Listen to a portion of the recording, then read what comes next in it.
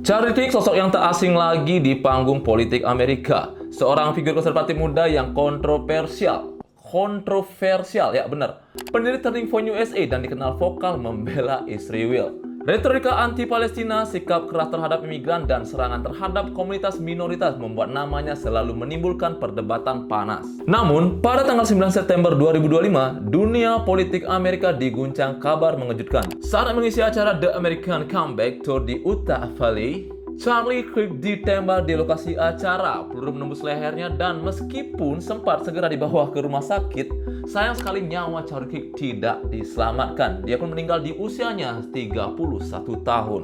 Kematian mendadak ini bukan hanya tragedi tapi juga membuka babak baru penuh tanda tanya. Menjelang akhir hidupnya, rumor beredar bahwa Kirk mulai melunak. Beberapa postingan yang dikaitkan dengannya bahkan disebut-sebut menunjukkan tanda-tanda berpaling dari barisan pro-Israel. Apakah rumor itu benar? Apakah Charlie Kirk memang mulai meragukan pendiriannya selama ini menjadi pro-Israel? Atau justru semua hanya rekayasa untuk menciptakan cerita besar di balik kematiannya? Yang jelas, peluru yang mengakhiri hidupnya bukan hanya menghentikan langkah seorang politikus kontroversial ini, tetapi juga menyalakan api spekulasi. Siapa sebenarnya yang paling diuntungkan dari kematiannya? Tembakan itu terjadi di tengah kerumunan acara. Suasana yang awalnya riuh penuh tepuk tangan mendadak berubah menjadi kepanikan massal. Dan hanya dalam hitungan jam, kabar duka pun dikonfirmasi. Charlie Kirk meninggal dunia. Sempat dirumorkan kalau itu AI, tapi tak lama kemudian setelah selang beberapa hari itu, sang istri mengunggah story-nya menampilkan jasad Kirk yang sudah terbaring di dalam peti mati. Unggahan ini menegaskan bahwa tragedi tersebut nyata adanya, bukan sekedar rumor liar di internet. Fakta ini membuat publik semakin terbelah antara rasa kehilangan, kemarahan, sekaligus tanda tanya besar. Tapi ada satu detail lain yang bikin spekulasi makin liar. Rekaman amatir yang beredar menunjukkan seorang bodyguard Kirk melangkah mundur beberapa detik sebelum penembakan terjadi. Gerakan ini bagi sebagian orang dianggap sekedar kebetulan, namun bagi yang lain ini adalah kode. Sebuah isyarat bahwa orang terdekat Kirk mungkin sudah tahu sesuatu akan terjadi. Apakah benar begitu? Apakah tragedi ini murni serangan mendadak? Atau justru ada skenario lain yang lebih gelap di baliknya? Itulah yang akan kita bahas di bagian selanjutnya. Setelah penembakan itu, FBI bergerak cepat. Tim khusus langsung diterjunkan ke lokasi, saksi-saksi diperiksa, dan rekaman video diteliti detik demi detik. Namun langkah awal mereka justru memicu kontroversial. Seorang pria muslim lebih dulu ditangkap sebagai tersangka. Kabar ini langsung menyalakan api tuduhan diskriminasi. Banyak yang menilai ini hanyalah upaya pengalihan isu, sebuah pola lama untuk menyudutkan komunitas Islam setiap kali terjadi tragedi besar di Amerika.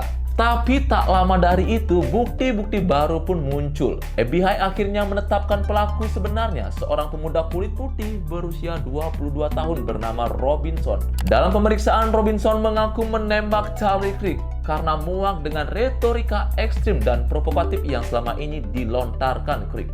Jadi kita tahu sendiri bahwa Kirk ini dia itu orang yang blak-blakan banget mendukung yang namanya Israel dan sikap yang tidak pro-Palestina. Sekilas kasus ini tampak jelas dan selesai, namun publik tidak begitu saja percaya bahwa yang merasa cerita ini terlalu sederhana, terlalu rapi untuk seorang figur sebesar Charlie Kirk. Rumor liar pun bermunculan. Ada yang yakin Robinson hanyalah kambing hitam, Ada juga teori bahwa sebenarnya ada pihak lain yang mengatur semua ini dari balik layar. Bahkan gosip yang paling liar menyebutkan pelaku sesungguhnya berhasil kabur ke luar negeri dan nama Israel kembali disebut-sebut dalam bisikan konspirasi itu. Satu hal yang pasti, kematian Charlie Kirk membuka lebih banyak pertanyaan daripada jawaban. Apakah ini benar-benar aksi tunggal seorang pemuda frustrasi? Atau justru bagian dari skenario yang jauh lebih besar? Ada juga beberapa konspirasi terhadap fenomena ini. Fenomena penembakan Charlie Kirk tidak berhenti di fakta lapangan. Justru setelah kematiannya, berbagai teori konspirasi bermunculan. Bagi sebagian orang, kasus ini terlalu besar, terlalu rapuh untuk dianggap hanya sebagai insiden tunggal. Teori konspirasi pertama, yaitu skenario pembunuhan terencana. Banyak yang percaya Kirk dibunuh karena terlalu dianggap ancaman terhadap konsistensi narasi pro-Israel. Rumor bahwa ia mulai melunak dan mungkin berpaling dipandang sebagai alasan kuat mengapa ia harus dihilangkan ya tanda kutip. Karena jika benar Crick berbalik arah, pengaruhnya bisa menggerakkan ribuan bahkan jutaan pengikut di Amerika. Eliminasi dianggap sebagai cara untuk menghentikan efek domino itu. Teori konspirasi kedua, yaitu kambing hitam dan settingan. Identitas penembak Robinson yang masih berusia 22 tahun dianggap terlalu mudah ditebak. Narasi ini terlalu rapi. Seorang pemuda frustrasi muak dengan retorika ekstrim lalu menembak. Sebagian publik menilai Robinson hanyalah boneka atau kambing hitam.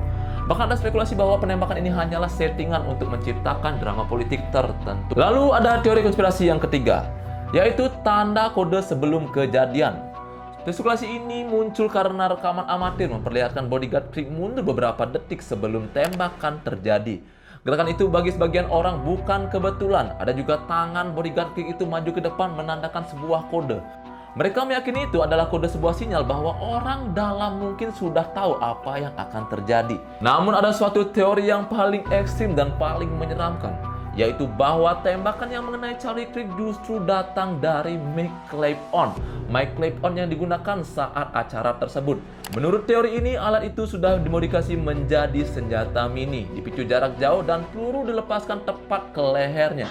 Bukti fisiknya memang tidak pernah dipublikasikan, tapi narasi ini makin gila karena dianggap menjelaskan kenapa bodyguardnya nampak tenang dan kenapa tembakan seolah datang dari jarak yang sangat dekat. Apakah teori ini benar atau hanya imajinasi publik terlalu liar mencari jawaban? Satu hal yang pasti, semakin banyak teori konspirasi yang muncul, semakin dalam misteri kematian Charlie Crick ini menyeret siapapun yang mencoba mengurai kebenarannya. Walaupun konspirasi terus menggema di dunia maya, ada suatu realita yang tidak bisa dipungkiri. Charlie Crick telah tiada, sang istri, keluarga hingga koleganya sudah mengkonfirmasinya.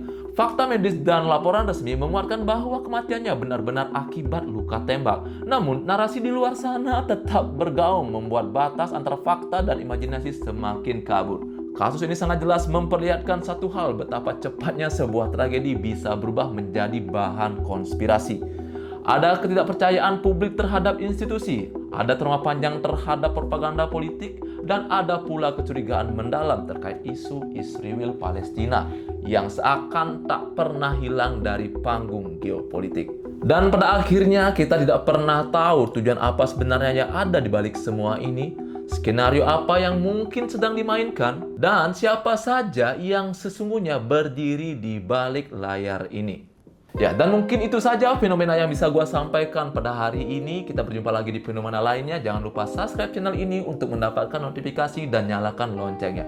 Terima kasih sudah menonton teman-teman. Sampai jumpa di video gue berikutnya. Goodbye.